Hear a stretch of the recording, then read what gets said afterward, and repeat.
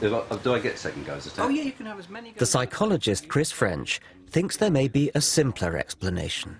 He has devoted his career to investigating claims of the paranormal. And now he has set up this test for dowsing, a properly controlled double-blind trial. In each of these rows, just one container, chosen at random, holds a bottle of water. All the rest contain sand. Neither the dowsers nor the tester are allowed to know where the water is until the boxes are opened. So there are no unintentional giveaways. Have another go. Safeguards like this make the double-blind trial one of the crowning achievements of scientific reason.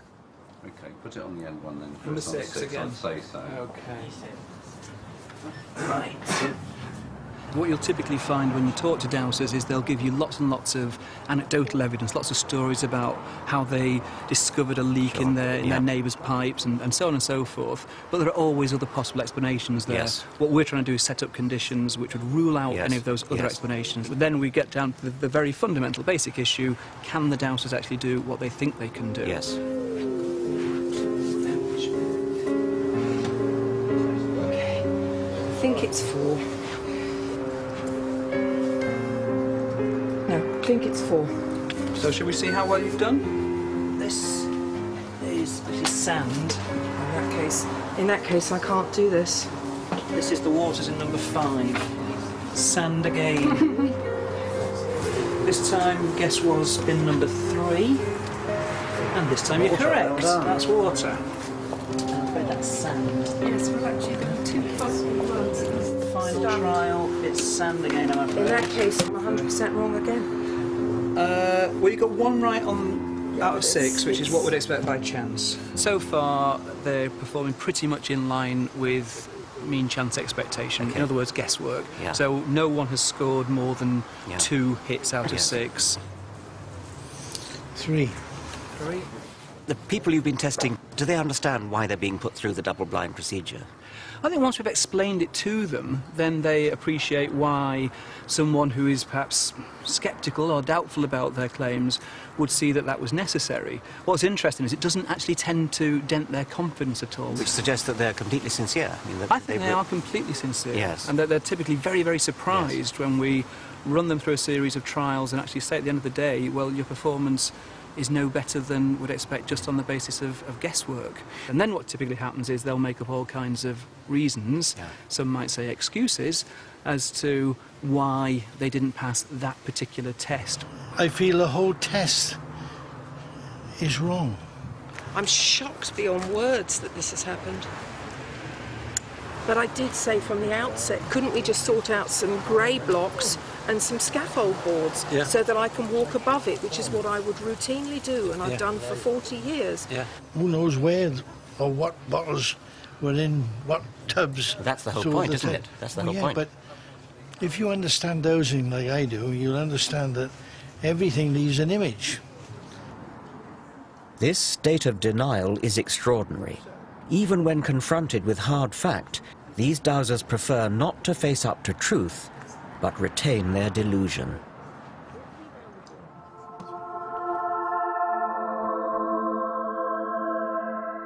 Rather than adapt to evidence, many of us, it seems, remain trapped in ways of thinking inherited from our primitive ancestors.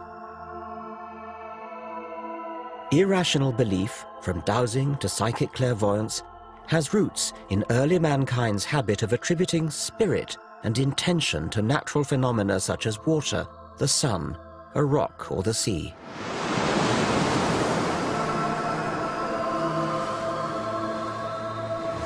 The sea has often been thought to be a malevolent force actively out to get you. In 480 BC, King Xerxes of the Persians built a pontoon bridge across the Hellespont, and a rough sea came and wrecked it. And King Xerxes was so furious that he sentenced the sea to 300 lashes. I wonder whether there's something of King Xerxes in all of us to this day. We don't want to believe that things just happen. We want to believe that there's some kind of deliberate intention behind everything, even where inanimate objects are concerned.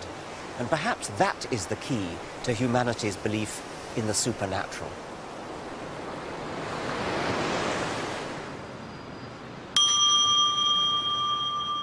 Even in the 21st century, despite all that science has revealed about the indifferent vastness of the universe, the human mind remains a wanton storyteller, creating intention in the randomness of reality.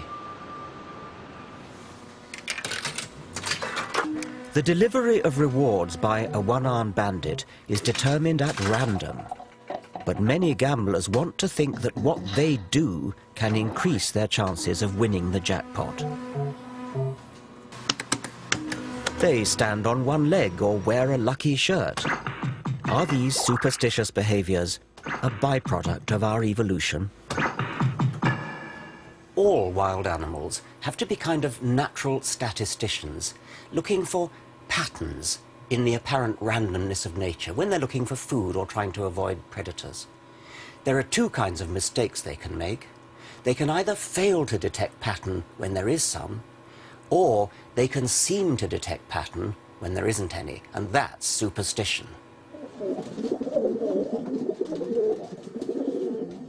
"60 years ago, the American psychologist B.F. Skinner investigated the behavior of pigeons, rewarding them with food when they learnt to peck a key in the feeding apparatus.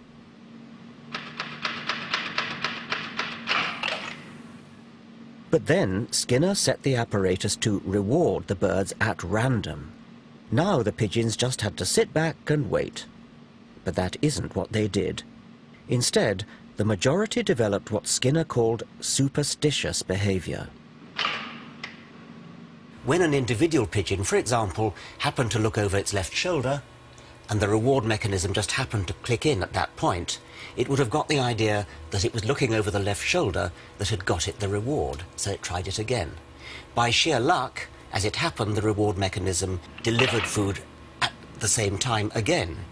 And so the pigeon was reinforced in its idea that looking over the left shoulder was what got it the reward. And it went on and turned into a maniac for looking over the left shoulder.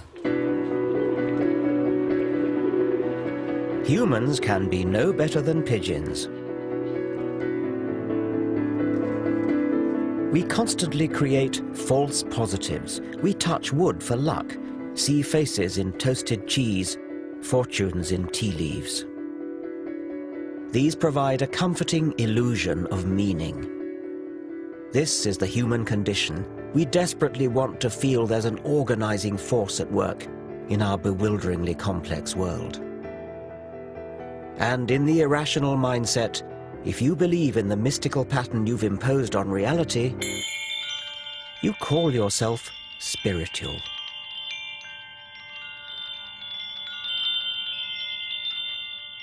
Spirituality is a prized commodity. The media tell us to respect spiritual souls and their apparently deep insights. Spiritual self-help guides do a roaring trade in the material world, outnumbering science books by 3 to 1. But what does spirituality actually mean?